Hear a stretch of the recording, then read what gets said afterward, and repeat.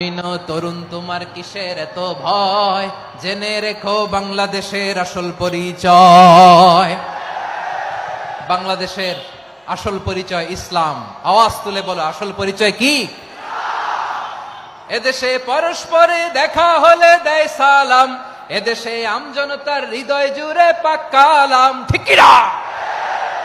এদেশে বিপদ এলে সর্বজনে সর্বক্ষণে দোয়া পড়ে ইন্না লিল্লাহ সুবহানাল্লাহ সুবহানাল্লাহ সুবহানাল্লাহ সুবহানাল্লাহ।